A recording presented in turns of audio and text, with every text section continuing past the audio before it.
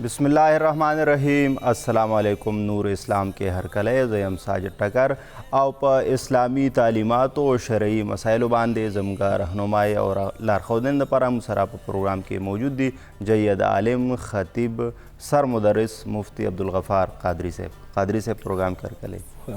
संगे जी तबीयत खदे हफ्ता खतेरा शो जमू हो इंतज़ार ही देरा देता और कतुन को हम देर जात इंतज़ार ही मुफ्ती से बराजी हो बल्हा हुई सब पुख्तने मुख्तने जमा कड़ी वर सर ब्याज जमगा मौजू हम भी उस्ताद पे इजाज़ बन खपल मौजू कतुन को सर शरीक कम कतुन को हरा जुमा मुंगा हम पदे सातुनु के नूर इस्लाम के द मशरक़ टीवी पर शीशा मुख्तलिफ़ क़िस्मा दा से मौजूआत रौड़ू چې موږ تندغر یو او تاسو هم چې د هغې په اړه د علمای کرام نه چې کوم زموږ مفتیان کرام دي د هغوی نه واورو پوښتنې وکړو او چې هغه مسلو په اړه زموږ قرآن مجید او دغه شانتې احادیث مبارکه څه وایي. کتونکو شکر دی چې موږ مسلمانان یو او قرآن هم لرو او احادیث مبارکه هم لرو د پیغمبر صلی الله سنت هم شته او دغه شانت بیا زموږ د رهنمایي دپاره علمای کرام چې کوم دی نو هغه موجود دي. کتونکو اسلام زموږ څلېرویشت غنټې رهنمایي کوي. زموږ که خوب دی که ګټه ده که غمخادي ده که نوکري کول دي که رزق ګټل دی او که عبادت کول دي د هر څیز په لړ کې رهنمایي موجوده ده. نن کتونکو زموږ پروګرام ډېر زیات مهم پدې دی چې د دې سره هم زموږ څلېرویشت غنټې ژوند هغه تړلی دی. نننۍ زموږ موضوع په دې هم ډېره زیاته مهمه ده که موږ دا په صدق دل سره وکړو په دې کې خپله ایمانداري وښیو کوم چې د اسلام مطلب چې تعلیمات دي د هغې په رڼا کې دا پر مخ بوځو نو مطلب چې دا هم یو عبادت دی او دا کسب حلال دی. کتونکو حلال رزق ګټل څومره مهم دي د اسلام تعلیمات په دې لړ کې څه دي د دې برکات څه دي د دې فضایل څه دي دغه شانتې بیا د حلال رزق ګټلو په اولاد باندې څه برکات دي او که خدای مکا څوک حلال رزق کور ته نه راړي او د حرامو راړي نو بیا په اولاد باندې د هغې څه اثرات وي مطلب چې بد اثرات د دې څه وي. د دې سره سره هغه کم داسې روزګارونه دي کم کاروبارونه دي چې هغه جایز دي او موږ یې کولی شو. د دې سره سره بیا کم هغه کارونه دي چې هغه موږ نشو کولی او هغه جایز نه دي. د دې سره سره ذخیره اندوزي یو څیز پټول د یو دوکاندار په حیث د یو کاروباري سړي په توګه یو څیز پټول اوړه پټول چینی پټول تیل پټول مطلب د هغې نه زیاته منافع لاسته راوړل ګټه لاسته راوړل آیا دا جایز دی او که نه دي او که نه دي نو د دې زجر څه دی او اسلام په دې لړ کې موږ ته څه وایي نو دا مهمې پوښتنې به موږ مفتي صاحب ته ږدو. کتونکو پروګرام کې به تاسو هم برخه اخلئ ځکه چې دا پروګرام زموږ ګډ پروګرام دی شریک پروګرام دی. زموږ د ټلیفون شمیره په سکرین باندې په نظر راځي کالز به کوئ چې څه قسمه هم پوښتنې د موضوع حوالې سره تاسو مفتي صاحب نه کولی شئ او کتونکو زموږ د پروګرام دویمه برخه مهمه برخه د نعت ته وړاندې کولو د هغې دپاره موږ سره پروګرام کې موجود دی یو ځوان ښکلی نعتخوان عامر خان چشتي صاحب تاسو هم پروګرام کې هرکلی وایي. شکریہ جناب. کتونکو تاسو هم تندغري چې مفتی صاحب خبرې شروع کی نو زما هم دا سوال دی او تاسو به هم وي چې اول کسب حلال وایي څه ته حلال رزق ګټل وایي څه ته. مفتی صاحب اول که مو په دې لږ پوه کړئ چې کسب حلال څه ته وایي ځکه چې خدای پاک وایي څوک پاک رزق ګټي نو زما ملګری دی دوست مې دی حبیب مې دی. بسم الله الرحمن الرحیم. قدردانو د اسلام دا تعلیمات رسولو دپاره دا پروګرام شروع شوی دی چې موږ د اسلامي تعلیمات اسلامي رڼا تاسو ته ورسوو. نو د اسلام کې د عبادت تعلق صرف جماعت سره نه دی چې جماعت کې به عبادت کېږي جماعت نه بهر راووته بیا عبادت ختم شو. صحیح. اسلام 24 غنټې مذهب دی 24 غنټې دین دی اور دغه دین دغه تعلیمات هم د ټول ژوند دپاره دي او راتلونکي قبر دپاره دي آخرت دپاره دي د هرې زمانې دپاره دي. صحیح. مونږ هر یو انسان دا تمه ساتي چې زه جنتی شمه زما مور پلار جنتی شي زما بچی جنتی شي او خدای پاک موږ ټول ته جنت نصیب کړي د هر انسان دا تمه وي. نو یاد ساتئ جنت دغه ژوند چې دا لامحدود دی هغې کې بیا حد نشته هغې بیا ختمېدل نشته. نو چې کله مونږ هغه دومره لوی ژوند د خوشحالو د آرام او راحت هغه غواړو نو هغې دپاره خواري به هم بیا ډېره پکار ده. دا مونځ او دغه شکم عبادات دي شکم جماعت کې ادا کېږي دا خو ډېر لږ محدود وخت دپاره دي. نو موږ له پکار چې جماعت نه بهر روزو دکان ته ځو دکانداري کو نوکرۍ کو کاروبار کو روزګار کو یو کسب کو د رزق ګټلو هر یو لاره خپله کو نو هغې لارې په باره کې مونږ اول ځان پوه کړو چې دا حلاله ده جایزه که ناجایزه ده. ٹھیک شو جی. یاد ساته چې یو انسان کور نه روزي او جایز نوکری جایز کاروبار جایز روزګار یو جایز وسیله ځان له لټلې ده نو یاد ساته 8 غنټې 10 غنټې 12 غنټې چې دا کومه خوار کی دا هم عبادت ده. عبادت صحیح. حدیث پاک کې راځي آقا کریم علیه الصلوۃ والسلام با فرمایي چې طلب و کسب الحلال فریضه بعد الفریضه. خجی. چې دا حلال رزق لټون طلب کول هغې پسې خواري محنت کول دا هم یو داسې فرض دی چې دا مسلسل فرض دی. مونځ خو سهار مونځ وکړو فرض خلاص شو ماسپښین به کوو بیا به خلاص شي مازدیګر ماښام ماسوتن خو دغه کسب د رزق حلال ګټل دا داسې یو فرض دی چې دا مسلسل دی. مسلسل سړی لګیا سهار نه ماښام پورې نو بس مسلسل دی عبادت دی او فرض دی چې ادا کیږي. بالکل. نو چې کله د یو انسان بچی دی مور و پلار دی رونو خویندې دي د چا په ده باندې ذمهواري دي یا د ده هیڅ حکم نشته د خپل ضروریات پوره کول دپاره هم په ده باندې د رزق ګټل او حلال رزق ګټل دا فرض دی. صحیح. نو ځکه یاد ساتئ چې د دې شکل 8 غنټې 10 غنټې څومره محنت خواري کوي نو اسلام د دغه خوارۍ ته یو عبث کار نه وي. صحیح. چې دی ښه کار کوي یو جایز کار کوي دا ټول عبادت دی.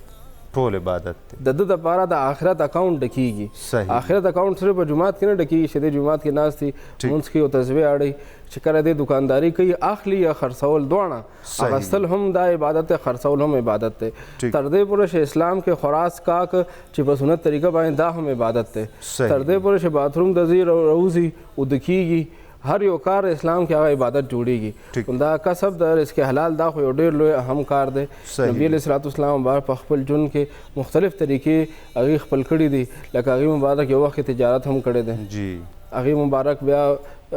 سیرت او تاریخ لیکلی دي چې هغې مبارک خپل پیزار په خپله ګنډلی دی. هغې مبارک خپل جامه په خپله ګنډلې ده. نو هغې مبارک چې کوم حلال کارونه کړي دي نن موږ ته په معاشره کې د هغې کسبګر ښکاري. نو دغه کسبګر که هغه چمیار دی که هغه درزیتوب کوي که هغه تړکانتوب کوي هر یو کار چې کوي یاد ساتئ هغې ته سپک نه کتل پکار. دا حلال رزق ګټلو یو لاره ده. دا د نبي علیه الصلوۃ والسلام مبارک سنت دی د هغې طریقه ده د هغې قانون مطابق د هغې شریعت مطابق یو جایز طریقه ده نو هغې ته سپک نه کتل پکار. سپک چې دی هغه حرام ته کتل پکار دی. حرام ته صحیح کوم کار حرام دی هغې ته سپک کتل پکار دی. که څوک رشوت اخلي که څوک ذخیره اندوزي کوي څوک نور څه خلاف شرع کار کوي هغه ملاوټ کوي په اوبو پی کې ملاوي یا نور څه داسې ملاوټونه کوي نو دې ته سپک کتل پکار دی دې ته غلط کتل پکار دی د دې نه ځان ساتل پکار دی. او نور یاد ساتئ د معاشره کې چې څومره د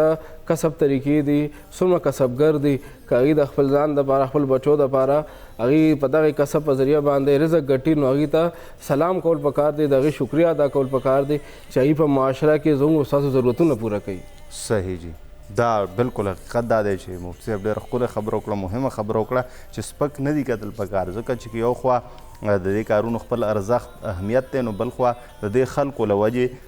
مطلب دا چې زموږ ضرورتونه هم پوره کیږي او دوی په پاکه طریقه په حلاله توګه باندې خپلو بچو له رزق ګټي. مفتي صاحب هسې یو عمومي غوندې پوښتنه ده چې عابد ته خدای پاک دا نه دی ویلی چې حبیب یې که نه یا دا بل څه یا چې څوک حج کوي خو کاسب ته وي آیا په دې کې دا فلسفه ده چې په دې کې دا احتمال وي لکه یو دکاندار دی تول کوي نو کیدای شي د بل چا حق ووایي یا مطلب یو سړی لګیا دی خولت وي په دې کې جهد ډېر دی په دې کې مشقت ډېر دی لکه فضیلت څه دی د دې چې دوره لوی مقام دوله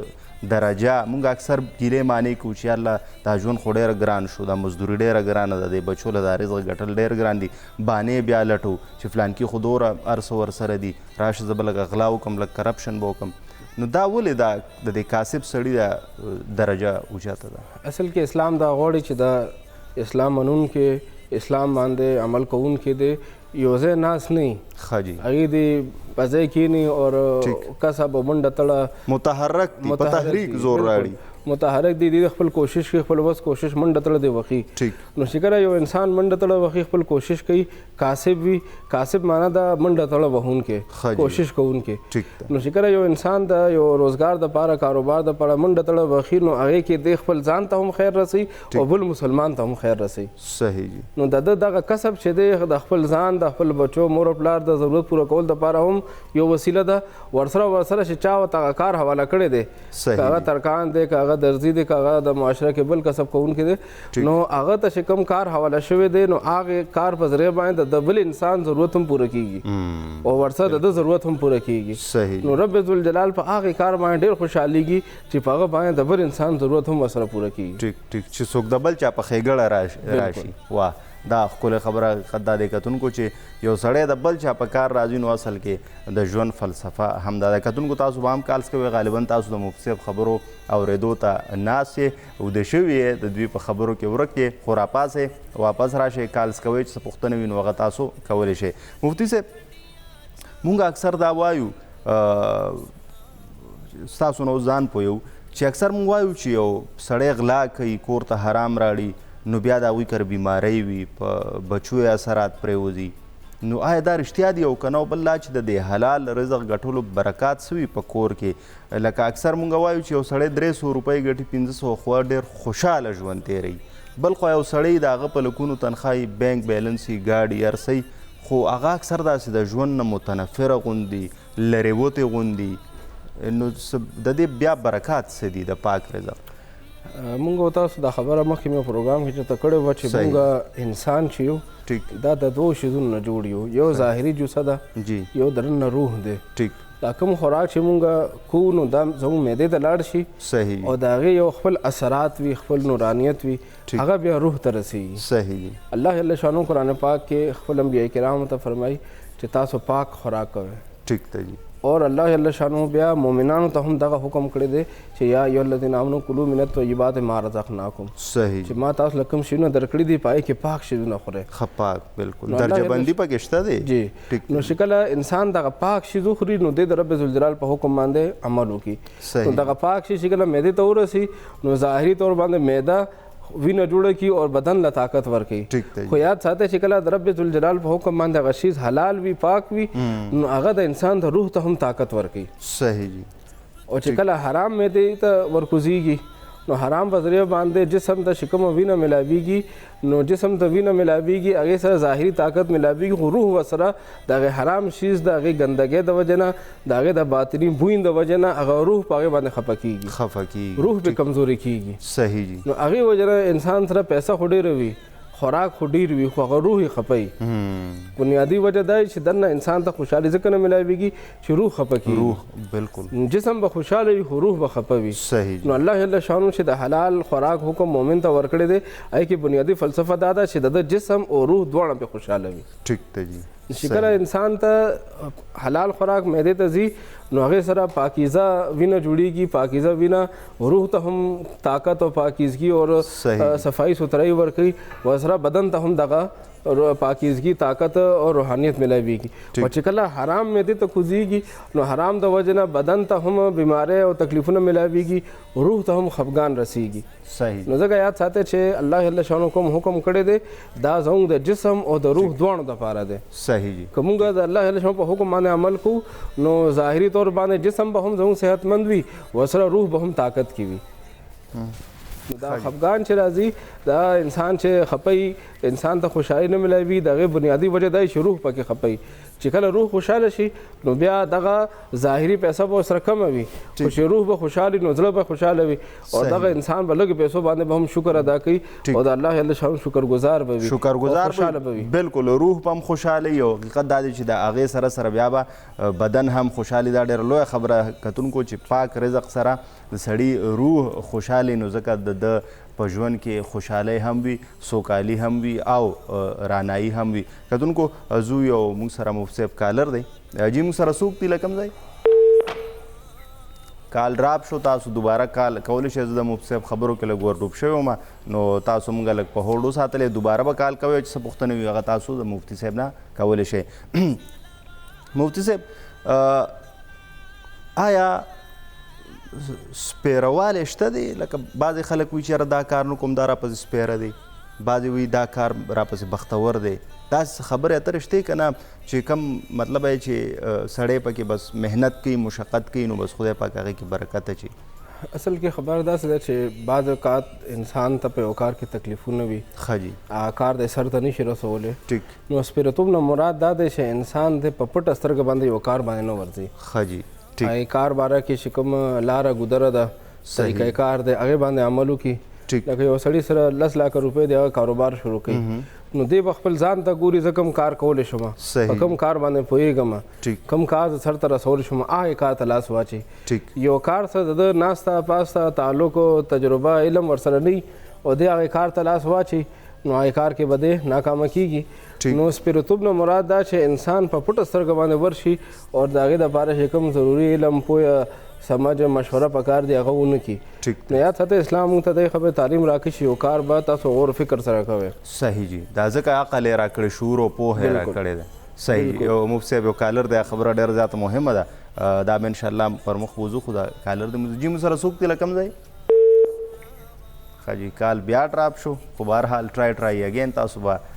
کال کوئ. موږ دلته ناست یو، ستاسو چې کومې پوښتنې دي هغې ته انتظار یو او ستاسو پوښتنو کې زه دا بار وایم چې زموږ دپاره هم د زده کړې ډېر څه وي، ځکه چې اکثر تاسو داسې پوښتنه وکړې چې هغه موږ مفتي صاحب ته کېږدو نو بیا زموږ په پوهه او علم کې هم اضافه وشي او ډېرو خلکو ته ستاسو د یو سوال له وجې مطلب یې چې ډېره زیاته پوهه ورسي. جي مفتي صاحب تاسو خبره نو جاهلیت په زمانه کې خلکو په ذهن کې یو تصور پروت و جي چې که چېرې کور نه ووتې او مخې نه پیشو تېره شوه، توره پیشو تېره شوه یا چا شاته نه آواز وکړو. ښه مفتي صاحب بخښنې سره خو کالر دی موږ سره. جي موږ سره څوک دي له کوم ځای؟ هلو السلام علیکم جی. جی وعلیکم السلام. موږ سره څوک دي له کوم ځای؟ زه عبدالقیوم خبرې کوم چې پېښور نه. جی عبدالقیوم صاحب پروګرام کې هرکلی وایو، مفتی صاحب موجود دی، که څه پوښتنه وي نو تاسو وکړئ پلیز. مفتی صاحب تپوس کوم ډېره موده اوس سره صحیح کوم خو نه میلاوېږي ستا دا نمبر که نه جي؟ ښه جي، ټیک. او جی ما مفتی صاحب ما سوال دی د وراثت باره کې جي. ښه جي، اوکې جي اوکې. مونږ جي 6 خویندې وو او 6 وروڼه یو جي. ښه جي، ماشاءالله. مونږ د پلار تقریبا 25 درې ځمکه ده که نه جي؟ او جي او ښه. نو مونږ وایو چې مونږ د خویندو حق ورکوو نو مونږ 6 وروڼه یو 6 خویندې نو چې یو ورور مونږ یو خور له حق ورکړو دا به صحیح که نه څنګه طریقه به کوو؟ ټیک شو جي، تاسو خویندو له حق ورکول غواړئ نو سوره ورکړئ. څو جرې به ځمکه ده ستاسو؟ مونږ تقریبا جي 30 درې ځمکه ده، مونږ 6 وروڼه 6 خویندې یو که نه جي؟ او ښه جي. نو زه خپل ځان تیار یم د نورونو مې پته نه لګي نو که زه 6 خویندو کې وي خور له زه غوږ حق ورکړم نو زما غاړه به ازاد شي که نه چې ما دې جواب راکړی راشي مفتي صاحب. ټیک شو. تاسو مفتي صاحب څه پوښتنه خو ته نه لرئ؟ صحیح پوه شوم. ټیک شو. قیم صاحب پروګرام ګورئ، مفتي صاحب به جواب درکړي تاسو له. ډېره مننه جی. نور هم که څوک کالز کوي پوښتنه وي نو بالکل کولی شي. مفتي صاحب موجود دی او د دې ګړۍ نه د دې ساعتونو له موږ له ګټه پورته کول پکار دی چې مطلب دا دی یو پوهه سړی ناست وي مخامخ او سړی پوښتنې کوي. دا پوښتنه ډېر مضبوط څیز دی. سوال کول دا یو آرټ دی او باید موږ دا زده هم کړو ځکه چې د دې نه فایدې راولاړېږي. دا پوره چینې راکولاوي د خلکو. جی مفتي صاحب د روډ جواب به مخکې وکړو چې تېر پروګرام کې مونږ د خویندو له لوریانو له زنانو له برخې ورکولو خبره کړې وه او زه دې رور ته سلام کوم چې دا رور خپل خویندو ته شریعت هغه برخه ورکوي. دا ډېره ښه خبره ده. خدای پاک دې ټول مسلمانانو وروڼو ته دا توفیق ورکړي چې خپل خویندو ته خپل لوریانو خپل خپلوانو زنانو ته چا برخه کېږي هغوی له پوره برخه ورکړي. یاد ساتئ قدردانو چې دغې رور چې کوم تپوس وکړو 6 خویندې 6 وروڼه یو نو 6 وروڼه به دا به مونږ شریف لحاظ سره دا دې له به 2 کې ضرب ورکړو 12 به دا شي او 6 خویندې به دا یو کې حساب شي نو 18 کسان شو دا شریعت په لحاظ سره. نو دغه 13 جرې به ځمکه چې دې څومره یادوي نو دا به په 13 حصو باندې دا په 18 حصو باندې به مونږ تقسیم کړو. ټیک شو جي. نو 18 حصو کې به 12 حصې وروڼو ته میلو شي، هر یو وروڼ ته به 2 برخې میلو شي. ټیک شو جي. نو دا 12 حصې به 6 وروڼو باندې تقسیم شي اور هغه 6 حصې چې دي هغه بیا د خویندو باندې تقسیمیږي. اور د دې قانون موږ تېر پرې هم ویلي وو چې کوم چې لارې طرف ته مخه ده نو دغه ځمکه به داسې تقسیمیږي چې هر چاته لارې مخې طرف ته لارې ته راشي لارې غاړې ته ځمکه میلاو شي که بیا خپلو کې په خپله خپل خوښه باندې څوک پرېږدي هغه بېله خبره ده خپلو کې بدلون کې یو بل سره نو هغه دوی کولی شي یا د مشروالی کشروالی څوک لحاظ کړي چې رجل بس تاسو مشر یې دا واخلئ بالکل دا کولی شي نو د دې څومره ځمکه ده او که چېرې نقدي روپۍ هم وي صحیح سره زر هم وي دا ټول شي نو به تقسیمیږي او یاد ساتئ چې یو اهمه خبره ده که چېرې پلار کوم کور کې پاتې کیږي دغه کور خپل زامنو له نه ورکړي زامنو پسې لیکل نه کړي زامنو ته قبضه نه ورکړي ګواهان په دې باندې نه وي داسې څه خبره نه وي نو بیا به دغه کور هم تقسیمیږي چې کوم د اوسېدو هغه کور دی او که پلار په خپل ژوند کې حالت د صحت کې دغه کور رونو خپل زامنو له ورکړی دی نو بیا دغه کور به پکې نه تقسیمیږي او نور جایداد چې کوم نقدي روپۍ وي سره زر وي یا جایداد د ځمکې دي هغه بیا تقسیمیږي نو که چېرې یو پلار په خپل ژوند کې دا کور تقسیم کړو نو بیا به دا نه تقسیمیږي صحیح نو پلار په ژوند مرګ په وخت کې څومره کسان ژوندي وي یاد ساتئ هغې ټول ته به برخه میلاویږي اگر چې اوس هغوی وفات شوي وي د پلار په مرګ په وخت کې څوک ژوندي وو هغوی ته به میراث میلاویږي صحیح که تقسیم په وخت کې هغوی وفات شوي هم دي بعض اوقات بیا هم هغوی ته برخه میلاویږي نو دوی شروع شي کوم تپوس وکړو 10 جیبه نو دغه 10 جیبه به 12 حصو 18 حصو باندې تقسیم شي 12 حصې به زامنو باندې تقسیمیږي 6 حصې به په لوریانو باندې تقسیمیږي هر یو ورور ته به 2 برخې میلاویږي خور ته به 1 برخه میلاویږي بالکل قیوم صاحب تاسو به بس جواب اوریدلی وي نور هم که د چا څه پوښتنه وي نو هغه تاسو کولی شئ مفتي صاحب موجود دی او زموږ نننی موضوع هغه کسب حلال دی څنګه کولی شو چې کور ته په صحیح توګه په اسلامي توګه په حلاله طریقه رزق راوړو پاک رزق راوړو ښکلی رزق راوړو هغه رزق راوړو چې په هغې کې برکت وي صحت وي پکې او د هغې نور وي فضیلتونه وي د دې سره سره کم کم روزګارونه جایز دي او کم کم ناجایزه دي په دې به هم خبرې اترې کوو د دې سره سره ذخیره اندوزي کول د چا حق وهل دا څومره لوی جرم دی په دې به هم د مفتي صاحب چې کوم خیالات دي هغه تاسو سره شریکوو خو دا وخت وخت شوی دی وړې شان دمې چېرته هم مه ځئ موږ سره اوسئ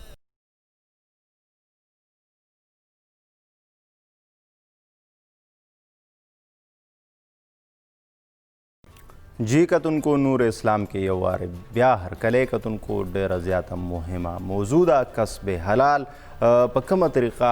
مونږه کور ته پاک ښکلی د برکتونو ډک رزق راوړی شو نن سبا کتونکو که وګورو نو هر کور کې څه ناڅه مسله شته څه ناڅه ګیله شته دی څه ناڅه یو سړی فریادي دی او څه ناڅه یو سړی داسې ښکاري چې هغه د لوړې نه په دو دی مونږ اکثر نور ذموار بولو یا حکمرانان ذموار بولو یا انتظام سیستم چې کوم دی نو هغه ذموار بولو خو دې ته سوچ نه کوو چې آیا زمونږ عمل ټیک دی او که نه آیا مونږ چې کم څه کور ته راوړو خپلو بچو له ورکوو آیا دغه په صفا په صحیح توګه دي او که نه دي د دې سره سره بیا هغه کم روزګارونه دي مونږ خو په هر څه باندې ورمات یو چې کم اساني بس مونږ راشه دی کې پیسه ده وګټه خو آیا ټول جایز دی او که نه دي حلال کارونه کم کم دي د دې سره سره کم هغه روزګارونه دي چې د هغې نه به مونږ ځان ساتو نو په دې باندې خبرې تر روانې دي مفتي صاحب موجود دی تاسو به هم کالز کوئ ټلیفون به کوئ زموږ سره پروګرام کې برخوال کیږئ شریکیږئ به او چې څه هم پوښتنه وي نو هغه به د مفتي صاحب نه کوئ او د هغې به تاسو ته انشاءالله العزیز جواب میلاویږي مفتي صاحب مونږ وختي دا خبره کوله د سپیروالي اکثر پکې بیا ناراستی هم راشي مونږ وایو چې یو دا کار راپه سپیری خو تاسو هغه ډېره ښکلې په هغې باندې رڼا واچوله چې داسې هېڅ خبره نشته خو تجربه پکار ده او لږ سوچ پکار ځکه خدای پاک انسان له عقل او پوهه ورکړې ده نو چې دی یو روزګار کوي یو کار کوي نو هغه د خپل ځان ته مو ګوري خپل چاپېرچل ته دې مو ګوري او حالاتو ته دې هم وګوري په هر څه دې نه ورماتېږي اوس راځو دې طرف ته چې مطلب مونږ اکثر دا وایو چې بس کم څیز کې خوله تویږي نو بس هغه بس کار دی نو کسب دی او کوئ اکثر مونږ ته پته نه وي خو مطلب چې یو کیدای شي یو داسې کار وي چې هغه اسلامي توګه باندې حرام وي نو ما وی که په دې باندې لږ بحث شروع کړو ځکه چې دا راته ډېره لویه موضوع ښکاري چې لکه اوس مطلب چې کوداله وهل یو جایز کار دی مطلب چې یو مزدوري کول دیاړي کول ټول په دفتر کې کار کول دا ټول جایز کارونه دي داسې هم څه شته کارونه چې هغه ناجایزه وي او بس اسلام وایي چې نه دا به نه کوئ جی بالکل زموږ معاشره کې یاد ساتئ چې ډېر خلک داسې شته دی چې هغوی یو نوی کاروبار شروع کړي او د هغې نوې کاروبار په باره کې دی اول علماو سره رابطه نه کوي ښه جی هغې ډایرکټ یو نوې طریقې کار مطابق کاروبار شروع کړي چې هغه مخکې چا نه یې کړي صحیح جی او هغې کې بیا هغې لګیا یي خواري کوي ډېر انویسټمنټ وکړي ډېر پیسه پکې ولګوي صحیح جی ما په خپله ذاتي تجربه شوې ده ما یو ځل جمعې مونځ کې د دې موضوع باندې خبره وکړله ټیک چې کله مونږ بطور مسلمان جی چې کله یو روزګار کاروبار کوو ټیک نو مونږ له پکار شي اول وګورو چې دا حلال دی که دا حرام دی دا حلال دی او که دا حرام دی دا ډېر ښکلی پړاو ته خبر راورسېده اوس سوال وشو مفتي صاحب په خپله یو سوال کې خو اوس په دوی دی جواب وي خو مفتي صاحب یو کالر دی موږ سره چې موږ سره څوک دي له کوم ځای السلام علیکم جی وعلیکم السلام کریمداد خبرې کوم ما کنسور کړم جی جی پروګرام کې هرکلی وایو څنګه تاسو طبیعت ښه دی زه په بینک کې کار کوم 30 سال مې نوکري کړې ده ښه جی جی کریمداد صاحب او بیا چې لکه دا نوکري د بینک د حلال او حرام سود دي پکې کنه جی نو ما نوکري پرې خوده ښه جی اوس چې مودي سي د دې وغیرہ کې چې تاسو د خپلګار مې دوشي ټیک تاسو کریمداد صاحب تاسو بخنه سره دا سوال خپل دا خپل خبره دوباره وکړي زه په بینک کې نوکر وم ښه جی او په بینک کې نوکر مې و ښه جی 30 سال مې وکړه ټیک شو جی او بس لکه په کوشش هم کوم چې بل ځای ملاو نشم ما باندې ته د سود په دې نه پرې خوده ښه جی ښه ټیک شو جی نو اوس هم چې مودي سي د دې وغیرہ کې چې څنګه روزګار سره شروع ټیک شو جی یا اوس په راځي تجارت د څه په خوخه په ماته بل دا چې ځان سره د مرګ د دې لپاره کې یا خوش د دې لپاره کې دا کار ایمان دا راځي کنه ټیک شو جی دا قرآن او سنت د وکی د دې سره وجه سليمان صاحب ته پلاس او هغه یا با کې په سمه د دې سو سنت یا د حدیث په اړه د دې دغه د کار ایستل صحیح جی صحیح ډېره مننه کریمداد صاحب ډېره مننه ډېره تاسو دواړه مهرباني کریمداد صاحب خوشحاله تاسو هم کریمداد صاحب زه چې څومره ما هغوی واورېدل نو دوه پوښتنې هغوی وکړې یو دا چې هغوی بینک کې ما 10 کاله او جی مزدوري نوکري وکړه بیا مې پرېښوده اوس روزګار کول غواړم او بل دا چې هغوی ووایي چې یاره کم د زمردو د قیمتي کاڼو دا روزګار دی نو دې په اړه اسلام څه وایي او دا کاڼي په ګوته کول په دې لړ کې څه خبرې ترې دا اوس تاسو جواب ورکوئ که وروسته به جی د دې به جواب وکړم ښه جی د بینک نوکری باره کې مفتیان نظام چې کوم تحقیق کړی دی یاد ساتئ زموږ په ملک کې یو کمرشل بینک دی جی او یو اسلامک بینکاري ده صحیح جی نو کمرشل بینکونو کې هغې دا وایي چې کوم نوکران کوم کسان لګیا دي هغې نوکري کوي ټیک نو هغې د دا کوشش کوي ځان له دی بل ځای کې اسلامي بینکونو کې یا نور چې کوم حلال کاروباري او تجارتي ادارې دي په هغې کې ځان دپاره نوکری کوشش کوي صحیح کومې پورې هغه نوکری نه ملو شوي نو مجبوره په وخت کې دا بینک نوکری جاري ساتلی شي ټیک شو جی خو چې کله بل ځای کې نوکری ملو شوه که خیر د تنخوا هغې نه کمه هم وي ټیک خو چې هغه د سودي لین دین نه بهر نوکری وي هغه اداره سودي لین دین والا نه وي نو هلته دې بیا تلل پکار دی او چې کوم د بل نوکری نه ملو شي نو مجبوره په حالت کې دا نوکری هغه پورې جاري ساتلی شي صحیح خو کوشش پکې چې کوشش وکړي چې دې نه لاړ شي زره د بل ځای کې نوکری ملاويږي نو بیا به دغه نوکری پرېږدي صحیح او دا کاڼو دغه کاروبار چې دی یاد ساتئ دا کاڼي اچول د احادیثو نه ثابت دی نبي علیه الصلاة والسلام بار نه په خپله د عقیق کاڼې اچول هغه ثابت دی چې هغې مبارک عقیق کاڼې په خپله اچولی دی په روایتونو کې احادیثو کې دغې تذکره ملاویږي سیرت کې تاریخ کې دغې تذکره شته خو صرف دومره خبره چې دا عقیده ساتل چې دا کاڼې ما اچولی دی زه به مالداره کېږم او که دا مې وانه شول بیا به راباندې غربت راځي دا خبرې غلطې دي دا نه دي کول پکار دغه عقیده نه ساتل پکار چې دغه کاڼې سره زه مالداره شوم وهم تړل دی سره شرطونه تړل بالکل او نور د کاڼو بعضې تاثیر بعضې کاڼو کې دا تاثیر لکه دغه دوایانې چې کوم جوړېږي دا هم دغه کاڼو بوټو نه راوځي د میډیکل چې کوم د طب او د حکمت چې کوم اصول دي هغه دا دي چې نباتات جمادات حیوانات دغه درېو نه دي هغه دوایانې جوړي چې کوم حکمت دی نو دوایانو په طور باندې څوک دا وي چې دا کاڼې اچول سره بلډ پریشر یا دا بله بیماری کنټرول کیږي تجربې نه ثابت وي نو دا تجربې خبره ده دا د شریعت خبره نه ده دا د طب خبره ده که چاته په یو کاڼي باندې بیماری کې کمی راځي نو هغه به د هغې د طبیعت د هغې د بیماری خبره وي خو دا عقیده ساتل چې دغه کاڼي سره به زه مالداره شم او دې سره به دا کېږي دې سره به دا کېږي دا ټیک نه ده ما په خپله دا حقیق کاڼی اچولی دی او دا د روایت کې ما کتلی و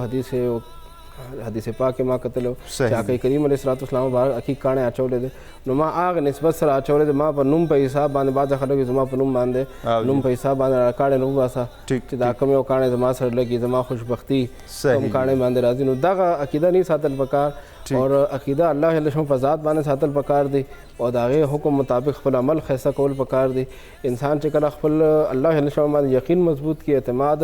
رب ذوالجلال سره مینه پیدا کړي او د هغه په رحمت باندې یقین پیدا کړي او خپل وس مطابق عمل کړي نو خدای پاک هغې کار کې برکت اچوي واه ډېر ښکلی کاڼي ماڼي سم نشي کولی کتونکو تاسو وکتل چې شریعت په شرعي توګه نه خو د تجربې په توګه که څوک دا وایي چې یاره په ما باندې دا صاف راځي نو به د تجربې په توګه یا به د طب نه ثابت وي نور په شرعي توګه دا ویل چې ګینه دې سره به زه مالداره شم یا به غریب شم یا به د دې په ما مثبت اثر وشو یا منفي داسې تشې خبرې دي او په دې باندې یقین ساتل نه دي پکار او نه دا خپله کمزوري جوړول پکار دي کتونکو کسب حلال حوالې سره خبرې تر روانې دي تاسو هم پروګرام کې شریکېږئ کالز به کوئ موږ ته به ټلیفون کوئ او چې څه هم پوښتنې وي په دې لړ کې تاسو کولی شئ وختي د دې کالز نه او دې خبرو نه مخکې مونږ یو مهمه خبره یو مهم ځای ته رارسولې وه چې کم کارونه دي چې جایز دي او کم ناجایز دي مفتی صاحب فرمایل چې بعضې ټایم کې مونږ پیسه ولګو انویسټمنټ وکړو بلا زیار وباسو او مطلب یې چې کوششونه ستړي وکړو خو دا سوچ نه کوو یا علما کرام سره نه کینو چې دا کار شروع کوم دا جایز دی او که نه دی دغه ځای ته خبر راسېدلی وه مفتی صاحب خو اوس یو بل کالر دی موږ سره جی موږ سره څوک دي له کوم ځای السلام علیکم جی وعلیکم السلام فضل ربی خبر کوم ډېره شوقدار کانګړې کلی نه جی فضل ربی صاحب پروګرام کې هرکلی وایو څنګه تاسو طبیعت ښه دی خیر دی تاسو ښه جی مفتی صاحب ښه دی تاسو ښه جی شکر دی بالکل جی جی فضل ربی صاحب کو څه پوښتنه وي تاسو کولی شئ یاره مفتی صاحب نه جی دا پوښتنه کومه د دې بجلۍ د کونډو باره کې که نه جی جی چې د دې باره کې څه وایي چې لکه دا خو هم زما په خیال چې آرام وي که نه چې دا کونډۍ چې دې کې به هر سهار آرام راځي مونځ او اودس هغه لکه خوب پکې سیګان پې لګي پکې پې لګي اوبه پې ګرموي ټیک نو دې باره کې چې څه دا وکړي د بجلۍ کونډو باره کې ټیک شو ډېر ښکلی فضل ربي صاحب ډېره ښکلی یو جامع غوندې پوښتنه تاسو وکړو په دې باندې بس اوس مفتی صاحب ته ورځو جی مفتی صاحب جی بالکل د بجلی کونډۍ اچول یاد ساتئ دا یو قسمه غلا ده صحیح جی دا هم غلا په قسمونو کې یو غلا ده نو غلا سره انسان یو ښه کار کوي نو الله جل په بارګاه کې د هغې هغه برکات هغه ثواب هغې ته نه میلاویږي یو غاړه خلاصېدل دي که دغې جامو باندې دغې اوبو باندې چا بجلی په کونډو باندې اوبه راوباسلې هغې باندې جامې وینځلې هغه غسل وکړو اودس وکړو هغه غسل اودس هغه هر څه کېږي خو یاد ساتئ د غسل اودس هغه کوم برکات دي چې د هغې څخه کوم روحانیت دی چې هغې ته کوم فیوزات دي هغه ورته نه میلاویږي که مونځ کي نو مونځ پې ادا کېږي غاړه پې خلاصېږي خو د مونځ اضافي یو برکات دي یو روحانیت دی یو هغې سره یو سکون دی او خوشحالي ده هغه نه میلاویږي ځکه یاد ساتئ چې غلا یو غلط کار دی غلط کار باندې انسان له بیا ځان ته یو ښه کار هغه مخه نه برابرول پکار د هغې ښه کار مخه نه برابرېږي نو که انسان ښه کار کوي نو یاد ساتئ ښه کار به ښه طریقې باندې کوي دا کونډۍ اچول دا یو قسمه غلا ده او دا خو د قام نه غلا ده د قام غلا ده نو کوشش دا کول پکار دی چې مخکې کوم شوي دي الله جل شانه د هغې معافي وغواړي بیا مفتیانو د هغې یو طریقه ښودلې ده چې دې د حکومت په اکاونټ کې څومره غلا کړې ده څومره بجلي به د کونډۍ په ذریعه باندې وهلې وي د حکومت په یو اکاونټ کې د دومره پیسې خپل طرف نه هغه جمع کړي اندازه دې ولګوي که یو انسان په زړه کې احساس پیدا شو چې ما خو دومره وخت کونډۍ ولګولې او غلا مې وکړله خدای پاک په نس باندې زما غاړه خلاصه شي نو مختلف فنډونه حکومت اعلان کوي چې دې کې تاسو فنډ واچوئ دې کې تاسو پیسې واچوئ نو خپل د طرف نه پای کې خپل حساب کتاب مطابق پیسې جمع کړي نو خدای پاک نه امید ساتو چې خدای پاک هغه ته معافي وکړي خو یاد ساتئ چې چا وس کېږي چا ته اوس هم پته ولګېده چې دا غلا ده دا حرام دی دا ناجایز دی نو اوس به ترې ځان ساتي دا به نه وي چې وروسته به زه حکومت پیسې کې ډیل به نه ورکوي او یا چې ګینې مطلب یې داسې بالکل مفتی صاحب زه به یو طرف ته خو د هغې نه مخکې یو کالر دی موږ سره جي موږ سره څوک دی له کوم ځای वालेकुम खंजगुल खबर को मजा खाना ना जी गुल साहब प्रोग्राम के हरकले वो संगे तबीयत खदे خوی مفتی صاحب ته سلامونه تاسو ته سلامونه وعلیکم السلام جی کس پختره مفتی صاحب خبر والے لما خو یو دا سوال دی دا باند چې کوم دی دا حرام کې راځي که حلال دي باند دې ست باند انامي باند چې کوم روزي کنه جی او جی او جی جی جی بل دا کرونا بیماری چې کوم دا نو زمون ډیر خلک لګیږي وي چې را دې مقابله نه دا خو یو وبا دا سوال پکار دی دا الله نه کنه جی بالکل اشتغل خپل پکار دی ٹھیک دې په موږ په میډیا ګورو چې هر یو دا وایي چې دې مقابله پکار ده نو ما یې ټول ته دا خاص کې سوال پکار دی بالکل جی بالکل بالکل مننه ګل صاحب ډېر مننه خانجي ګل صاحب حقیقت دا دی چې مطلب دا دی عاجزي کول پکار دی احتیاط کول پکار دی سوال کول پکار دی الله ډېر لوی دربار دی لوی بارګاه ده او مطلب یې چې دا پور کولو نه ستړي کېږي او نه د هغه بادشاهت په دې باندې کمیږي نو موږ له مطلب یې چې ژړا فریاد پکار دی او خپل عاجزي ښودل پکار دی الله ته چې دغه کوم وبا د امتحان دی نو د دې نه مطلب یې چې موږ دا ختم شي او د دې نه انسانان چې کوم دی نو نور بچي دغه بله هم پوښتنه وه مفتي صاحب د هغوی نو زه وایم چې اوس پنات طرف ته لاړ شو بیا انشاءالله چې راشو نو تاسو به د دوی هغه چې کوم بانډ حوالې سره دوی پوښتنه وکړه چې یاره دا حلال دی که حرام دی نو دغه به وروستو خانجي ګل صاحب تاسو پروګرام ګورئ دی به جواب درکو خو کتونکو ځو یونات طرف ته امیر خان چشتي صاحب یونات که تاسو پلیز وړاندې کړئ ماشاءالله سبحان الله ډېر ښکلی امیر خان چشتي ډېر ښکلی په زړه ولګېد دا نعت کتونکو پروګرام جاری دی وخت وړ شاندمې چرته مزه مو سره اوسه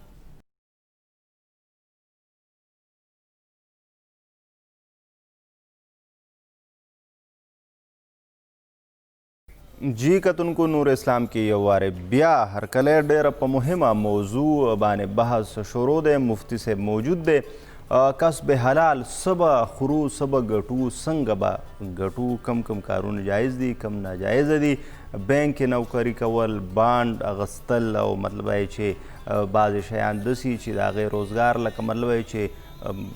د سیډیز دکان کول مطلب یې چې فلمونه خرڅول مختلف قسمه سوالونه ذهن ته راځي آیا دا جایز دي او که نه دي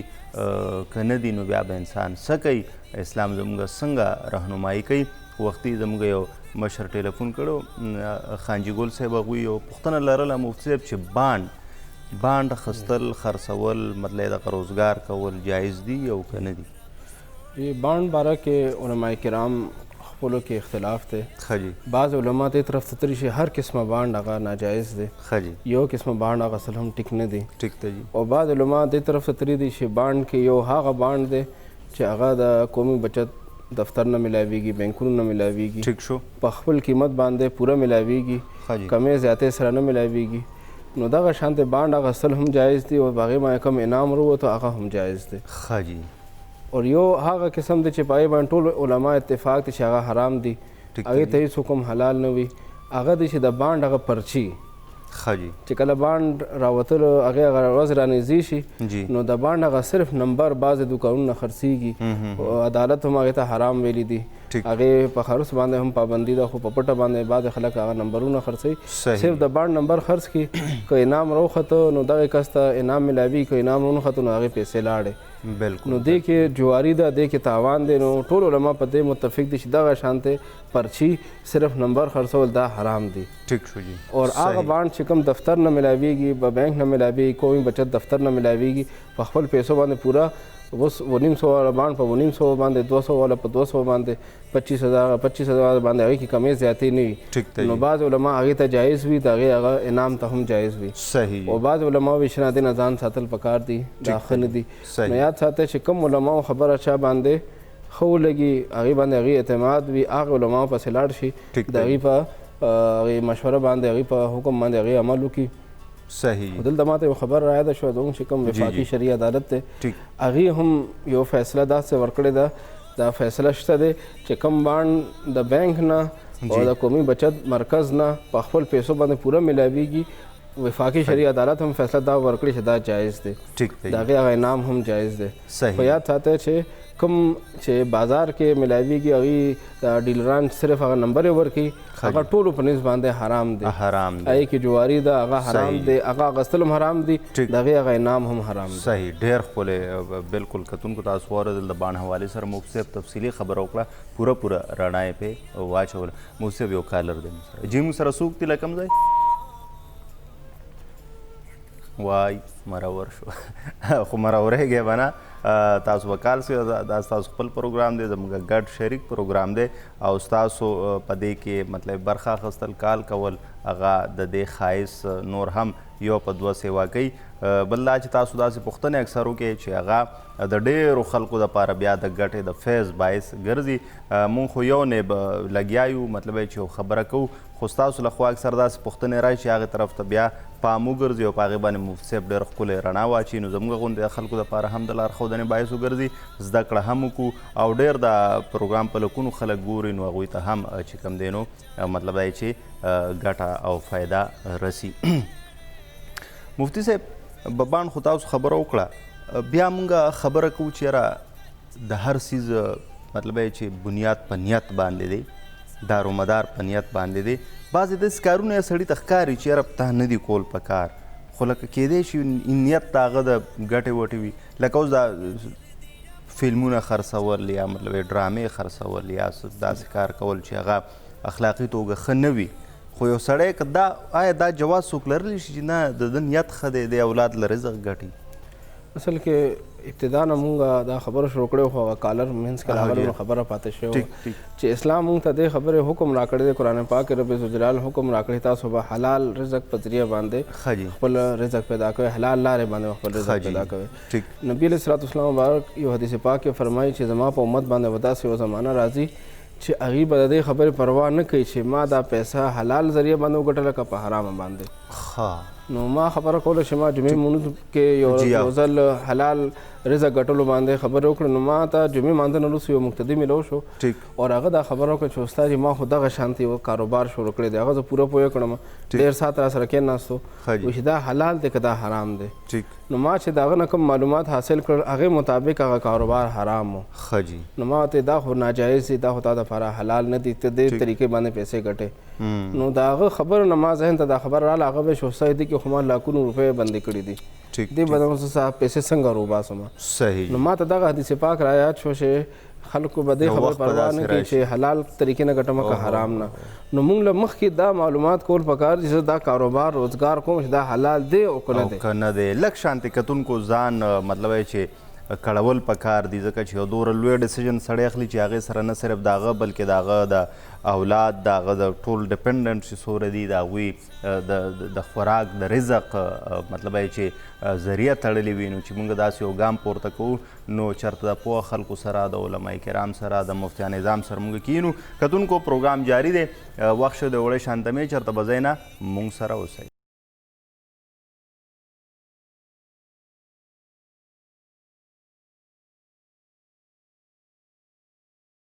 جی کتونکو نور اسلام کې یو واره بیا هرکلی مفتی صاحب موجود دی او ستاسو به کالز هم راځي هغه به اخلو مونږ انشاءالله العزیز ځکه چې ستاسو په کالز کې مونږ ته موضوعات او پوښتنې مخې ته راځي نو دا به تاسو کوئ دغه پل به تاسو مونږ سره وړئ وهی به او مطلب چې مونږ به ستاسو کالز بالکل اخلو ځکه چې دا پروګرام صرف زمونږ نه زمونږ ستاسو مشترکه پروګرام دی بلکې ستاسو برخه پکې نور هم زیاته مهمه ده کتونکو د کسب حلال حوالې سره خبرې اترې روانې دي چې کسب حلال څه ته وي په دې مفتي صاحب رڼا واچوله کم روزګارونه هغه جایز دي کم ناجایزه دي ولې ناجایزه دي په دې هم مفتي صاحب رڼا واچوله یو کار سره سپیروالی تړل دا هم نشته دی په کاڼو خبر راغلو دغه شان نور د بینک حوالې سره د بانډ حوالې سره مفتي صاحب ډېر ښکلې مفصله خبره په هغې باندې وکړه اوس راځو موږ اکثر دا وایو چې برکات څه دي د حلال رزق د هغه کار چې هغه حلال وي په جایزه طریقه وي نو انسان د دې لپاره هلې ځلې کوي چېرې زما ژوند کې برکت راشي آیا مونږ خبر یو چې برکت په کومو خبرو راځي دې طرف ته راځو مفتي صاحب خو یو کالر دی مونږ سره جی مونږ سره څوک دي له کوم ځای هلو السلام علیکم جی وعلیکم السلام سره څوک دي له کوم ځای زه شاهبالدین خان خبرې کوم د سعودي عرب نه. ټکر صاحب څنګه دی؟ خیر دی جی شهابالدین صاحب پروګرام کې ورکلی وایو څنګه تاسو طبیعت ښه دی هلته شاهزمین صاحب پروګرام کې ورکلی څنګه تاسو ښه سعودي کې ملګري نور دیرې والا ټول ټیک ټاک ګاونډیان ښه دي؟ الله مهرباني ده، دواګانې دي تا ته قاري صاحب ته پروفیسر صاحب ته ټولو محکمې ته مې ډلۍ سلامونه. ډېره مننه جي تاسو ته هم درانه سلامونه. الله مو راته ښه لره خوشحاله اوسئ او الله مو کامیاب لره. جي مفتي صاحب موجود دی شاهزمین صاحب که څه پوښتنه وي نو تاسو کولی الله دې عزت وکړه چې کوم د مفتي صاحب نه دوه تپوسونه کوم خو اول خبره د شلمې روژې نه دی خو ستاسو د چینل کې څه فرق راغلی دی. ښه جي دوه منټه چې کوم دی نو صفا پټو نه ښکاره کوي بیا به پرده غوند کې راشي کله اواز کټ کېږي او کله نه کټ کېږي خو مخکې ډېر صفا و. ښه ټیک شو جي ټیک شو. او قاري صاحب نه مې یو خو د خوبونو نه د خلاف هم تاسو خلک وایي خو په روژه کې د ورځې مې لیدلی و نو د هغه نه دا معلومات کومه چې دغه ووایي او یو مې ترې سوال دی نو خوب مې داسې ډلی قاري صاحب الله دې عزت وکړه جی چې یو غټ خوړ دی او په دې خوړ کې زه روان یم او اچانکي سپینې اوبه رالې خو ګورئ مې خړې نه دي او داسې رالې چې زه په دې اوبو کې د پنډو پورې ډوب شوم نو ما کمیس وخت کړ او په دې جب کې یو 15,000 ریال هم دي. صحیح جي. او دا مې په یو کمره کېښوده ما وایي چې دا ریالونه رانه لامده نه شي نو زه چې د خوړ نه پورې وتېدم جی بیا مې سوچ وکړ چې هلکه کمیس دې پرېښوده پیسې پکې دي بېرته په دې پاکو اوبو کې رالم او د خپل کمیس مې راواخیستی نو دا مې خوب و. ښه جي ټیک او بل چې کوم ده نو ما یوه منله کله نو اوس خو زموږ مجبوري ده په کپاله کې کله چې دا کرونا راغله نو زما دلته 2 زامن دي. ښه جي ټیک. نو ما ویل که خدای رحم وکړو دا بچي مې د دې مرض نه خدای بچ کړو نو زه به دا بچي ځان سره بیایم او پاکستان ته او لکه یوه میخه به دا لالومه د میلمستیا په شکل باندې خیراتي مې نه ده ویلې خو لکه کوم میلمانه چې راځي ټیک دیوله جی خو اوس موږ په کپاله کې نو کېدی شي که زموږ درې واړو دا زامن مې را سره کپیلان نو چوټۍ ته پرېنږدي یا ما پرېنږدي نو د دې به زه څه طریقه کومه. صحیح جي صحیح ټیک. او الله چېرته مخه به کوه ټولو ته مې سلامونه وایه السلام علیکم. ډېره مهرباني اجي صاحب ډېره مننه. الله مو خوشحاله لره او ډېرې ښکلې تاسو مهمې پوښتنې وکړې. مفتي صاحب موجود دی او مطلب یې چې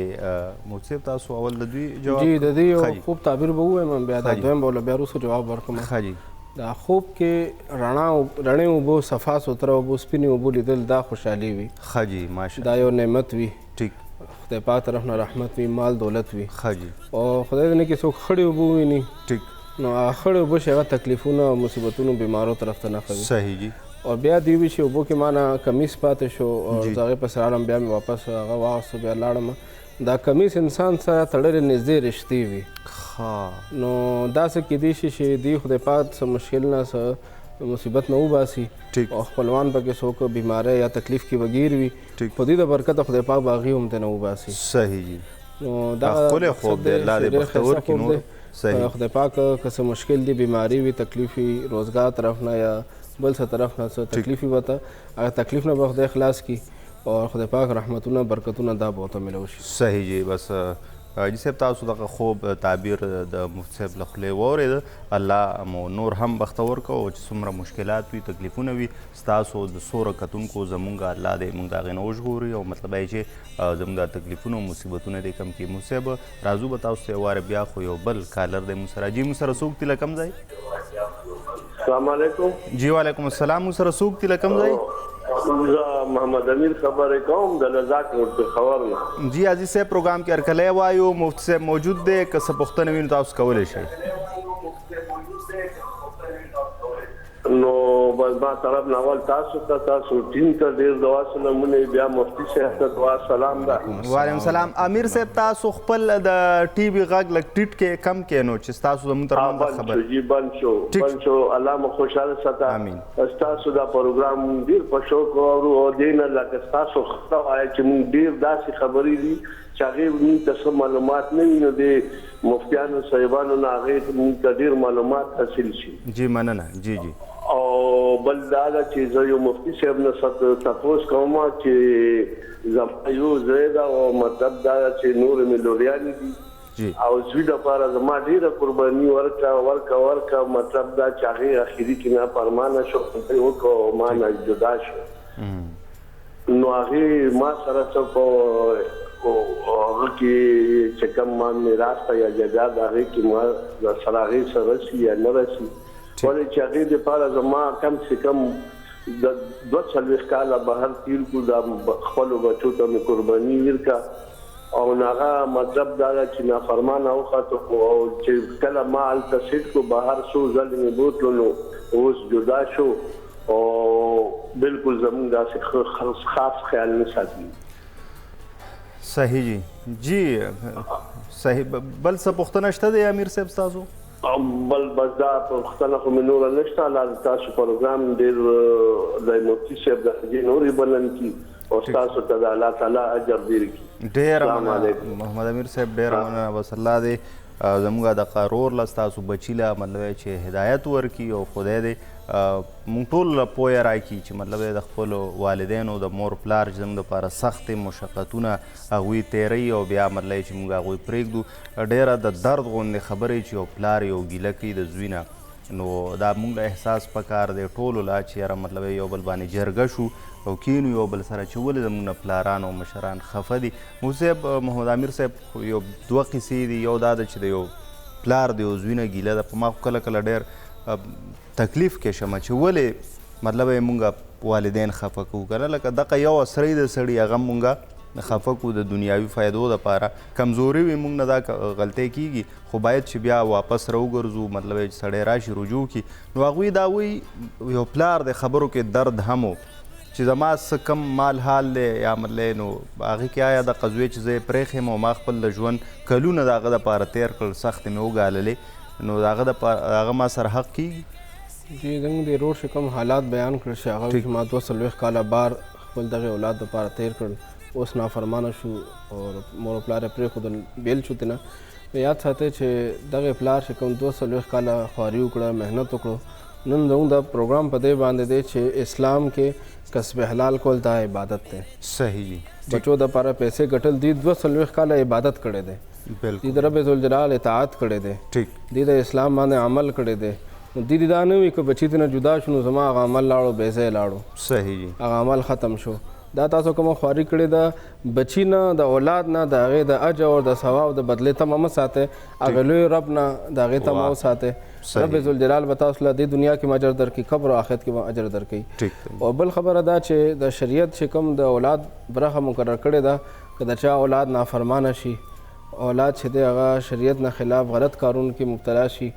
نو یاد ساتئ دغه شانته اولاد دپاره بیا پلار له پکار دی چې کوشش اول پوره وکړي چې د اصلاح وشي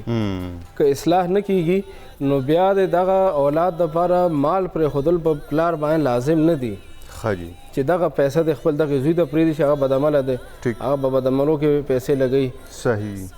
هغه د اخ کولو آپشن شته کول د آپشن نه د دغه پیسې په خپل ژوند کې په خپل ځان باندې په خپل ښځې باندې په خپل رشته داران غریبانان ضرورتمندو باندې هغوی په خپل ژوند کې په هغوی باندې ولګوي نو غاړه به د پلار نه بندېږي غاړه د پلار دغه شانته اولاد په حق کې نه خلاصي صحیح هغه غاړه نه بندېږي دی نه ګناهګارېږي چې اول ډېر کوشش وکړي د هغه د اصلاح چې بار بار هغه راوبلي چېرې سم شه جرګې پې وکړي د هغې نه پس هم که هغه نه ټیکېږي نو بیا که دی د هغه برخه یا چې هغه کم شرعي برخه د اولاد چې دی هغه پلار د مرګ نه وروسته دی د مرګ نه وروسته چې کله پلار حالت د صحت کې دی روغ رمټ دی نو دا مال د ده دی دی په خپل خوښه باندې هر جایز طریقه باندې مختار کل دی اختیار د ده دی بالکل اختیار صحیح جی نو دی په خپل خوښه باندې په جایز کار کې ښه ذریعه باندې په خپل خاندان کې څوک کونډه ده غریب دی یتیم دی ضرورتمند دی بیمار دی هغه سره مرسته کولی شي صحیح هغې باندې خدای پاک ول اجر ورکوي نور په معاشره کې ډېر د خیر ښېګړې کارونه دي ډېرې سوچ وکړي چې کوم ځای کې زما د پیسو لګولو ځای دی چې هغې کې ماته ډېر اجر میلاویږي د هغه پیسې هلته کې لګولی شي خو مور پلار ډېر مینه کوي دا زموږ بدبختي وي چې اولاد ځوانان چې هغه مطلب د مور پلار نه اوري ګینې دا زجر ورکول زه یم چې ورکړی شي په معاشره کې او سوله نو دی ټولو ته مونږ ته پته ولګي مونږ صاحب دا خبرو پر مخ بوځو خو مونږ سره یو کالر دی جي مونږ سره څوک دي له کوم ځای سلام علیکم جی وعلیکم السلام مونږ سره څوک دي زه احمد خان خبرې کوم د جکیم جی انور خان صاحب ښه جي پروګرام کې هرکلی وایو څنګه تاسو طبیعت ښه دی ټیک ټاک تاسو خیر خیر دی بالکل مفتی صاحب موجود دی که څه پوښتنه وي تاسو کولی شئ یاره پوښتنه خو سردار ده چې د موږ په کلي کې یو جومات دی ښه جي او هغه 2 کسه نور دی او یو د موږ مولوي صاحب دی او جي او هلکه جوړ کړی موږ ته بل چا دی سړي ځان هم نه دی ښودلی ښه ټیک او د دې لږ 5 هغه دي دوکانونه ښه جي د هغې دا کرایي چې ده دا استاد او دا 2 کسه نور نیمایي سره ښه او استاد د میاشتې لکه د موږ د دې کورونو نه پیسې م ورکوو که نه ټیک شو جي نو لکه موږ ورته ویلې چې دا 5 دوکانو پیسې چې دي دا بجلۍ بیل ته کوي ګیس ته کوي او بامبو ته کوي ټیک ده او هغوی خپل منځ کې نیمه او هغه بیا بیلونه اچولي چاندې ښودی صحیح جي نو لکه داسې چې لکه یو سړي چې قبضه پرې اچولي ښه نیم کلی پسې لمونځ کوي او نیم کلی پسې نه کوي ټیک ده الماس صاحب بس دا تاسو جرګه مرکه شئ دا خو د خیر کار دی چې مطلب یو بل سره کښېنئ خبرې اترې وکړئ یو نه جومات دې کې نه ښه جي درجي ناست و پکې ډېر خلک پکې کېناسته 2-3 وارې ښه ټیک و نیمه یې هغه همغه خپل شی لاندې کړی دی ښه صحیح دا ټیک شو تاسو پوښتنه الماس صاحب راورسېده مفتي صاحب واورېده دغه به دوی ته ږدو او بالکل تاسو پروګرام ګورئ تاسو به انشاءالله ولذیذ جواب به میلو شي کوشش به زموږ دا وي چې اصلاح وشي او مطلب چې روغه جوړه وشي او جرګه مرکه وشي او دغه د مینې دغه ژوند دغه ناستې پاستې دغه غمخادي دا زموږ په هر چم کې په هر کلي او هر جومات حجره کې دغه د الله جاري وساتي کتونکو پروګرام به جاري وي مفتي صاحب نه به تاسو دغه پوښتنې کوئ مهمې پوښتنې موضوع به هم روانه وي خو ورځو اوس عامر خان چشتي صاحب طرف ته او د دوی نه یو خوږ او په زړه پورې نعت اورو جی عامر خان چشتي ماشاءالله سبحان الله جزاک الله ډېر ښکلی عامر خان چشتي یو بل ډېر ښکلی کتونکو نعت مونږ واورېدو مطلب دا چې تاسو ته هم هغه وړاندې کړی شو کتونکو پروګرام کې په کسب حلال په مهمه موضوع خبرې تر روانې دي ډېر مهم پړاو ته مونږ رسېدلي یو مفتي صاحب موجود دی تاسو به هم کالز کوئ برخه به اخلئ پوښتنې به کوئ او دغه شانتې مطلب پروګرام به په ګډه طریقه پر مخ بوځو خو دا وخت پروګرام کې وخت د وړې شانته مې چېرته مه دی ورسره اوسئ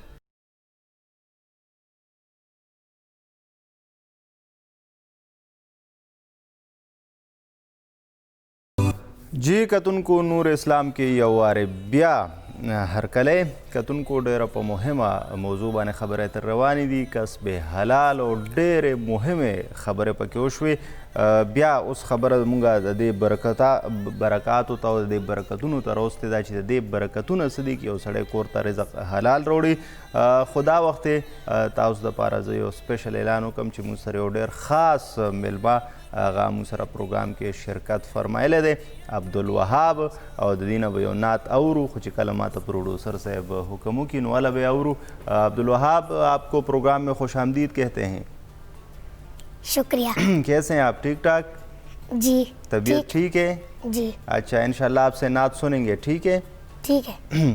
کتونکو تاسو به کالز هم کوئ او موږ سره به برخه اخلئ که څه پوښتنه وي نو بالکل ستاسو حق جوړیږي چې هغه وکړئ او موږ ته هم ګټه او فایده رارسي مفتي صاحب کالز راځي نو ځکه موږ نه اکثر هغه چې کوم په یو نیب موږ لګیا یو نو هغه سلسله زموږ قطع کېږي د برکاتو موږ خبره کوله جی رزق حلال یو لوی برکت دا دی جی چې کوم انسان حلال ګټي حلال خوري نو د هغې دعاګانې ډېرې قبلیږي صحیح جی صحابه کرامو کې یو صحابي دی سعد بن ابي وقاص رضی الله تعالی عنہ ښه جی یو روایت دی په تفسیر ابن کثیر دا حدیث را نقل کړی دی ښه جی چې هغه آقا کریم علیه الصلاۃ والسلام بعد ته راغلو او عرض یې وکړو قربان زما دا خوښه ده چې زه مستجاب الدعوات جوړ شم صحیح جی هغه کس چې د هغې دعاګانې قبلیږي او جی دې ته عربۍ کې مستجاب الدعوات وي ټیک شو جی نو نبی علیه الصلاۃ والسلام به ورته وفرمایل چې حلال ګټه حلال خوره نو د حلال ګټلو حلال خوراک دغه فایدې دي چې د هغې دعاګانې ډېر قبلیږي دعا به رد کېږي دا خبره مو صاحب مخکې بوځو خو یو کالر دی مو سره جی مو سره څوک دی له کوم ځای السلام علیکم جی وعلیکم السلام ښه مو سره څوک دی له کوم ځای شبانه اعتبار نه شبانه جی شبانه بیبي څنګه تاسو طبیعت ښه دی خیر دې شکر دې ټکر چې تاسو ښه خیر دی جی مفتي صاحب ته هم سلام دی تاسو ته ټول ټیم ته مهرباني جی زما یو سوال تاسو نه د مفتي صاحب نه جی پلیز زما امي چې ده که نه هغه بیماره وه ډېره زیاته نو هغه مونږ هسپټل ته بوتلې وه هغه ډېره زیاته هسپټل کې کړېدلې وه نو هغې ویلې چې زه به د سړي لور نه یم که بیا هسپتال ته راغلم نو هغه وایي چې د دې به څه کفاره وي زما خو پلار مړم دی. ټیک ته جی صحیح نور څه شبانه بیبي څه پوښتنه شته دی؟ نه بس دغه پوښتنه مې نه کوله. ټیک شو د دې جواب راکړئ چې ځکه زما مې ډېره لکه خفه ده چې ما دا خبره کړې. ټیک شو جی اوکې تاسو پروګرام ګورئ جی جواب به تاسو ته مفت صاحب درکړي. جی په ژوند کې ډېر کارونو په باره کې مونږ داسې یو ټکي وکړو چې دا کار مې وکړو بیا به داسې وي او هغې سره انسان د قسم الفاظ وکړي یا هغه خبره کلکولو دپاره خبره مضبوطولو دپاره مونږ داسې یو ټکي ووایو چې دا خبره داسې نو بیا به داسې نو یاد ساتئ دا ټول چې دی دا په دې قسم کې راځي. داسې خبرې په قسم کې راځي د هغې په باره کې شریعت دا قانون جوړ کړی دی چې که هغه کار ښه دی لکه هسپتال ته تلل ښه کار دی علاج کول پکار دی نو که هغه کار ښه نو هغه کار د انسان وکړي نو دې سره به هغه قسم مات شي. صحیح چې کله قسم مات شو نو څه بیا هغې کفاره دا ادا کړي خو مخکې به کفاره نه ورکړي. یاد ساتئ صحیح کومه پورې هسپتال ته نه تلي که مخکې کفاره ورکړه دا به خیرات وي صرف بیا به کفاره اول به هغه قسم مات کړي اول به هغه کار وکړي هغې نه وروسته به بیا دی کفاره ورکوي. کفارې بیان مخکې شو چې 10 مسکینانو ته 2 ټایمه روټۍ ورکړي یا هغې 10 کسانو ته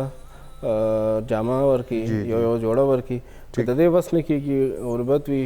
نو بیا به 3 روژې نیسي. خو اول دغه 10 مسکینانو ته 2 ټایمه روټۍ یا 10 جوړې اور که دا نه وي د چا وس نه کړي نو بیا به مجبورۍ کې 3 روژې نیسي.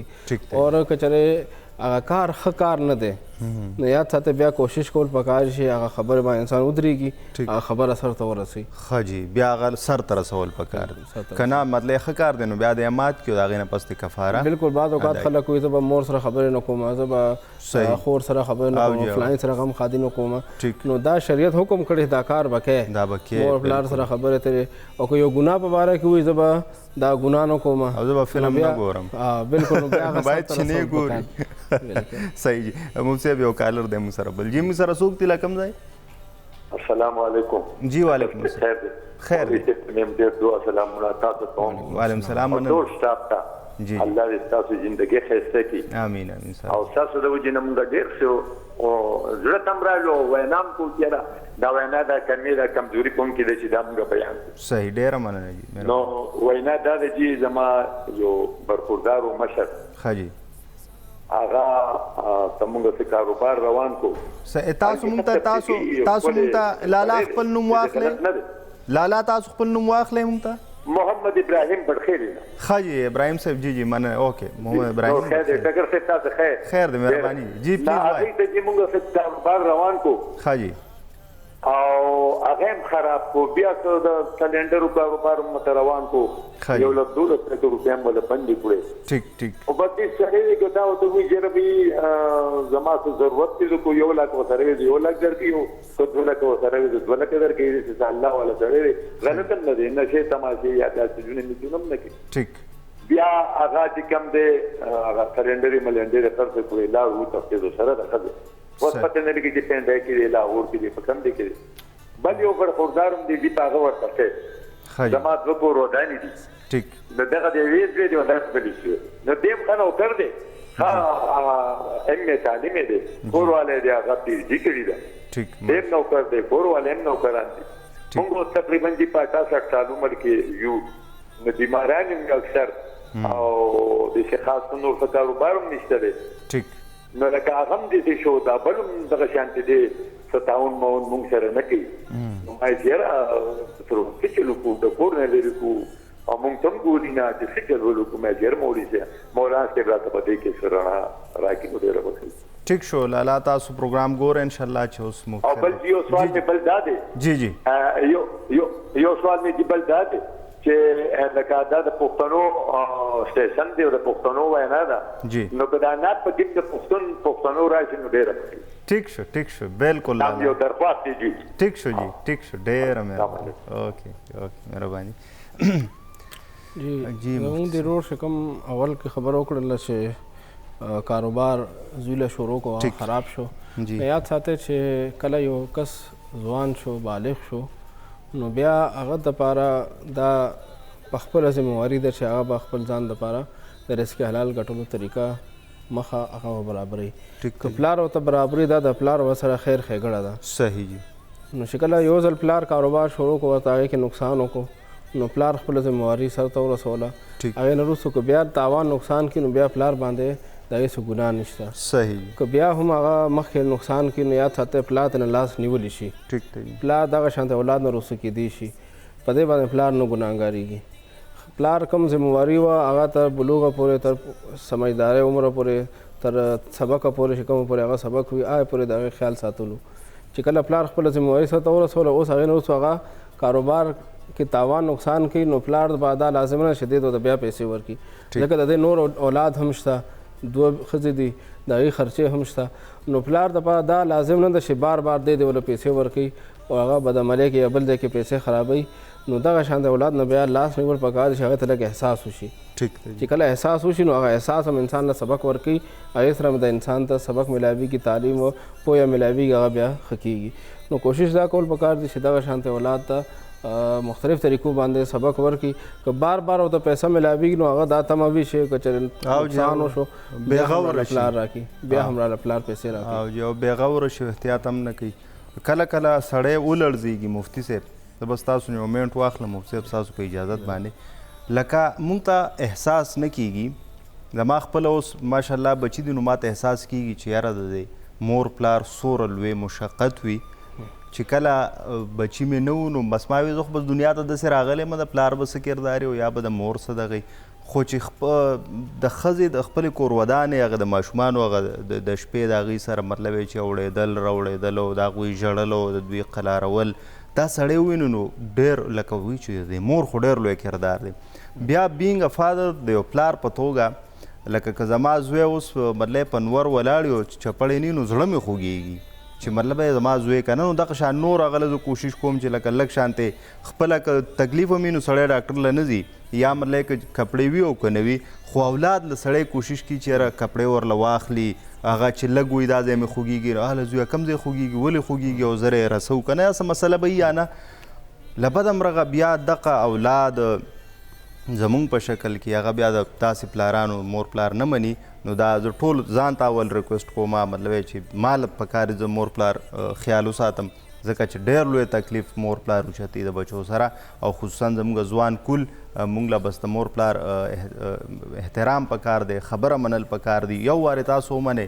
سکون به درته میلو شي چې واه دا خو څوک دی او که نه موږ دا مزه واخیسته چې بس پلار رټو مور رټو نو بس بیا به زموږ ژوند ډېر زیات سپک وي او په هغې کې به څه خوند نه وي. مفتی صاحب هغه د برکاتو خبره که تاسو پلیز جی نو نبی علیه الصلاۃ والسلام مبارک هغې ته وفرمایل چې حلال خوره حلال ګټه نو د حلال سره د انسان دعاګانې ډېر قبلیږي. صحیح. نن ډېر خلک دغه ګیله کوي چې ما ډېر وخت نه دا سوال دی او سوال مې نه قبلیږي زه ډېرې دعاګانې کوم زما دعاګانې نه قبلیږي نو یاد ساته موږ ته خپل دغه رزق باندې خپل خوراک سکاک باندې خپل روزګار باندې نظر اچول پکار دي چې موږ په کوم طریقه باندې پیسې ګټو. صحیح. نبی علیه الصلاۃ والسلام بعد یو ځل یو صحابي رالو او عجوه کجورې ښایسته کجورې راوړلې نبی علیه الصلاۃ والسلام مبارک هغې ته وکتل او تپوس وکړل چې ستاسو په علاقه کې ټولې کجورې دغه شان د ښایسته کجورې هغه پیدا کېږي هغه پیداوار کېږي هغه نو صحابي عرض وکړو نه قربان مونږ کره خپلې کجورې هغه کمزوري دي مونږ 2 پیمانې کجورې ورکو هغه ادنا او دا یو پیمانه اعلی کجورې واخلو نو دوی به وفرمایل چې دا خو خالص سود دی چې تاسو 2 پیمانې کجورې ورکړی او یو پیمانه کجوره اخلئ دا سود دی. دوی به وفرمایل داسې کوئ چې هغه 2 پیمانه کجورې په پیسو باندې خرڅوئ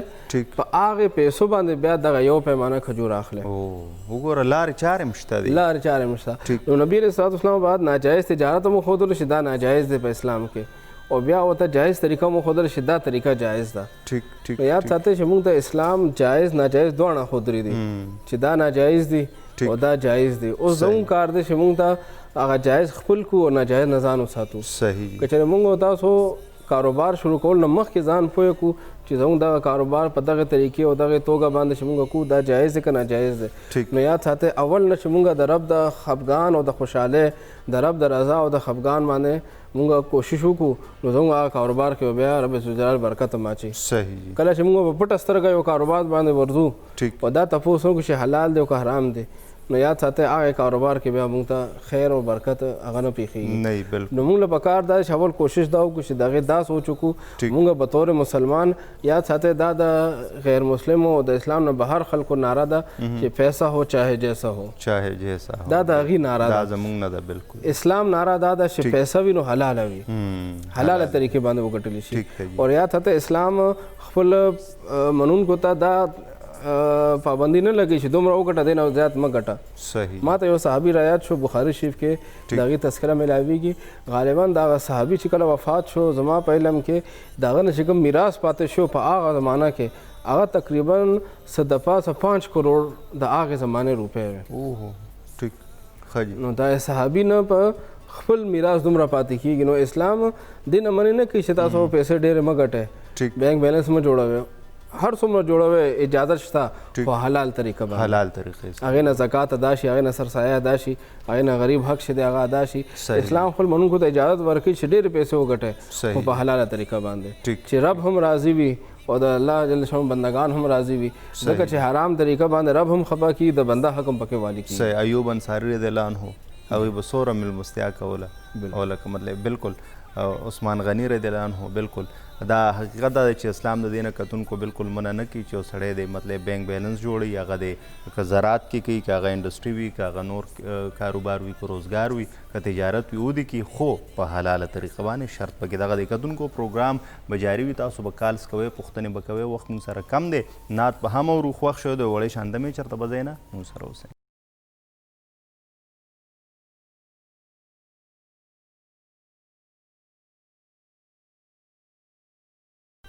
جی کتونکو نور اسلام کې یو وارې بیا هرکلی وخت مو سره ډېر زیات کم دی، د جمعې مبارکه ورځ ده او موضوع هم ډېر زیاته مهمه ده. تاسو کال ډېر وکړل او مطلب نور به هم کوئ.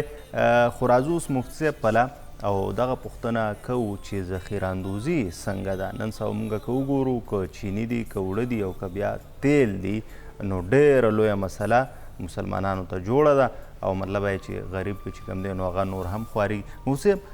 ذخیره اندوزي وایي څه ته او بیا اسلام په دې لړ کې زموږ څه رهنمایي کوي؟ ذخیره اندوزي دې ته ویلی شي چې انسان یو شیز دې دپاره سټاک کړي، جمع کړي ځان سره چې سپلای کمه شي او د وجه نه د ریټ های شي. ټیک شو جي. او زه به بیا ډېره ګټه وکړم په دې باندې. ټیک شو جي. یاد ساتئ دا ذخیره اندوزي ده. ټیک شو. په دې نیت باندې چې زه پکې ګټه ډېره وکړم، طلب به سیوا شي. طلب به سیوا شي او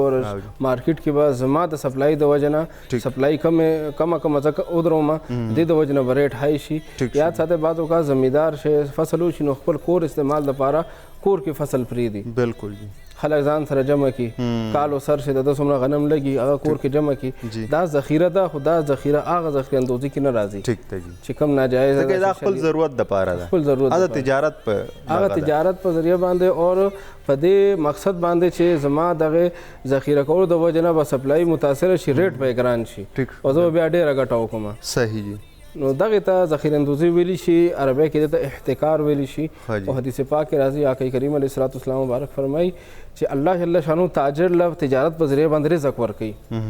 څوک تاجر صحیح تجارت کوي هغې له الله جل شانو تجارت په ذریعه باندې رزق ورکوي، او څوک چې پکې احتکار کوي هغې باندې لعنت راوریږي. نو تجارت دا د رزق ذریعه ده، دې په ذریعه باندې تاجر ته رزق ملاوي، خدای پاک باندې رزق ورکوي. خو که چېرې هغه پکې احتکار شروع کړي، ذخیره اندوزي هغې باندې لعنت وي، هغه ملعون دی. نو ځکه یاد ساتئ چې دغه تجارت دا د نبي علیه الصلوۃ والسلام بعد طریقه هم ده، هغې مبارک هم تجارت کړی دی، د ثواب کار هم دی، د عبادت هم دی. نو دغې لږ پیسو د وجه نه احتکار ذخیره اندوزي د وجه نه هغه ټول عبادت خرابېږي، هغه ټول اجر و ثواب خرابېږي. نو کوشش دا کول پکار دی چې دا تجارت د نبي علیه الصلوۃ والسلام بعد سنت دی، د هغوی په طریقو مطابق ادا کړی شي. هغوی کړی دی ډېر لوی کار دی، لوی کار دی. هغې ته سنت هم دی، ورسره د انسان د رزق ګټلو ذریعه هم ده، عبادت هم دی. نو لږ پیسو دپاره خپله دنیا خپل آخرت هغه نه خرابول. صحیح جی بالکل. بیا د دې څه زجر څه سزا شته مفتي صاحب؟ لکه شریعت کې لکه سړی غلا وکړي نو موږ وایو چې لاس ترې کټ کړئ، یا مطلب چې قصاص دی، یا مطلب د پوزې په بدل کې پوزه ده. لکه داسې که سړی ذخیره اندوزي کوي او اسلامي ریاست وي نو مطلب چې اولو الامر له څه پکار دي دا سړی؟ بالکل اولو الامر له پکار دی چې دغه سړی هغه دې سره چې کوم ذخیره اندوزي د چې کوم شی سټاک کړی دی جمع کړی دی دغه شی دې ترنه واخلي او مارکیټ کې کوم ریټ روان دی عام هغه باندې خرڅ کړي او د باندې دومره جرمانه کېدی چې آینده دپاره دا سړی او په مارکیټ کې نور خلک دغه عمل نه هغه ځان وساتي څه معینه سزا نشته چې دغه سزا وله ورکړي ټیک ده جی خو دغه لعنت نه لوی سزا د وایم څه به نه لعنت معنا د خدای پاک د رحمت نه لرې بالکل جی نو خدای پاک د رحمت نه انسان چې هغه نعوذ بالله محرومه شو یاد ساته خدای پاک غضب ته مخامخ شو صحیح او چې خدای پاک غضب ته مخامخ شو نو به ژوند ښیي نه به دنیا ښیي نه به آخرت ښیي نو لږ لږ پیسو دپاره خپل دنیا او آخرت نه خرابول پکار دی به ذخیره اندوزۍ کې به 1,000 روپۍ سیوایي وګټي 1,00,000 روپۍ به سیوایي وګټي کروڑ به سیوایي وګټي خو دغه 1,00,000 سره 1 کروڑ سره به د سره 2-3 کروڑ نور به هم وي 2-3 کروڑ روپۍ به سره نور هم پرتی وي 1 کروڑ روپۍ ذخیره اندوزي به دې کړې وي نو هغه 1 کروڑ د وجې نه 1,00,000 د وجې نه هغه نورې پیسې به هم سره تباه شي ټولې ورسره تباه شو بالکل کتونکو تاسو واورېدل چې مطلب دا دی تجارت په دې لاره په ذریعه باندې خدای پاک انسان ته رزق ورکوي خو هم په دې کې یو سړی احتکار کوي ذخیره اندوزي کوي نو بیا خدای پاک پې لعنت وایي او سړی ملونه کیږي نو ولې مونږه په خپله چې کوم دی نو ځان سره داسې کار وکړو چې د الله په نظر کې لعنتي شو مفتي صاحب پروګرام به راغونډو انشاءالله خو وختي د سعودي عرب نه زموږ یو مشر ټلیفون کړی شاه زمین صاحب هغې یو خو تاسو د خوب جواب ویلی خو یو هغوی وی چې یاره دا وبا چې راله نو ما سره دلته په سعودي کې 2 زامن دي ما سره مزدوري کوي نو ما بیا وی که مونږ خدای وژغورلو دوی بچ نو زه به کلي ته ځم او میخه به حلالوم چې دوی له څوک راځي خیرات به کومه خو اوس ما ته دا نه لګي چې مونږ به 3 واڼو ته کفاله اجازت راکړي تاسو 3 واڼو په یو ځای کلي ته لاړ شئ لکه هغوی به دلته څه روزګار یې هر څه دا به ممکن نه وي نو هغوی چې زه به اوس دا شرط څنګه پوره کوم جی شریعت کې یو انسان یو کار پسې یو خبر وتړي جی چې زه روغ شم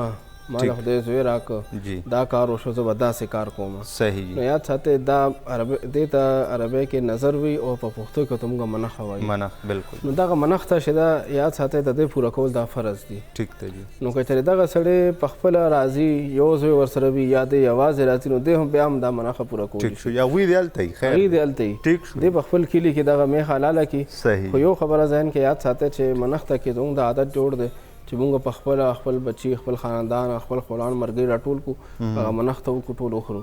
منښت دا قانون دی چې په خپله خپل بچي مور او پلار د هغې څیز نه خوراک نشي کولی د منښتې نه واورئ کتونکو نو بیا هغې دپاره ښه طریقه دا ده چې دغه میخه دې حلاله کړي